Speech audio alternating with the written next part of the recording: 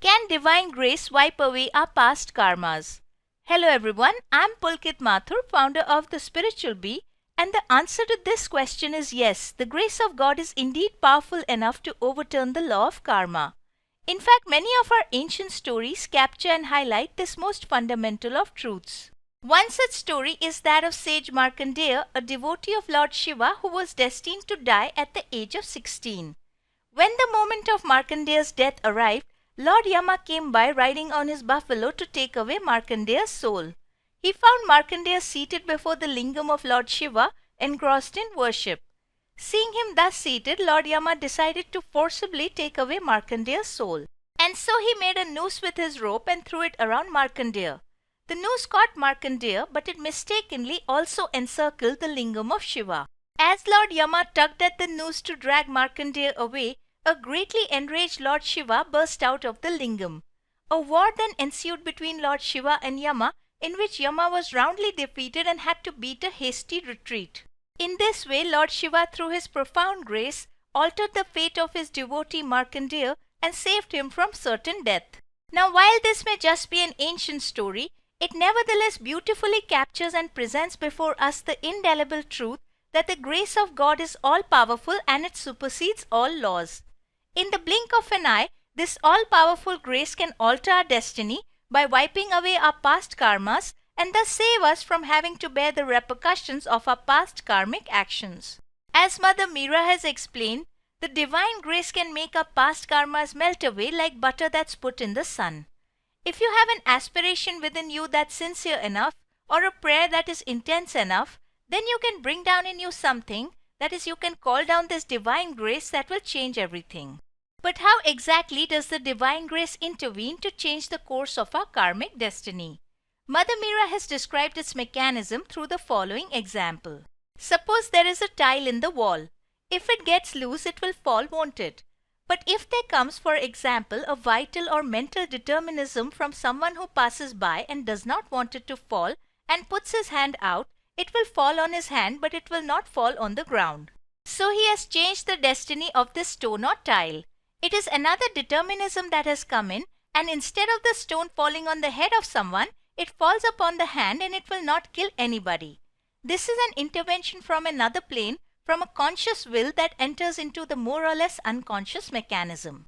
So this is how divine grace works. It is a conscious intervention from a higher plane which can be called down by a sincere devotee. Note that the key word here is conscious intervention. God is not a passive entity. He actively listens and responds to all prayers.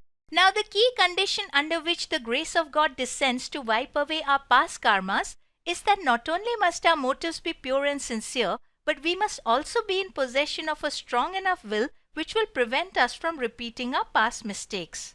As Mother Meera has explained, when someone makes a mistake, serious or not, this mistake has consequences in his life, a karma which must be exhausted. The divine grace, if you call upon it, has the power to abolish that karma, to cut short the consequences, but the grace can only do this when the fault is not repeated. When one does not repeat one's past mistakes, the divine power, the power of the divine grace, abolishes their consequences, their karma in the being. But as long as mistakes are repeated, nothing can be abolished because one recreates them at every minute. The past can be completely purified and cleansed to the point of having no effect on the future, but on condition that one does not keep making it into a perpetual present. One shouldn't think that one can continue to commit the same stupidities indefinitely and that indefinitely the grace will cancel all the consequences. It does not happen like that. You yourself must stop the bad vibration in yourself. You must not go on reproducing the same vibration indefinitely.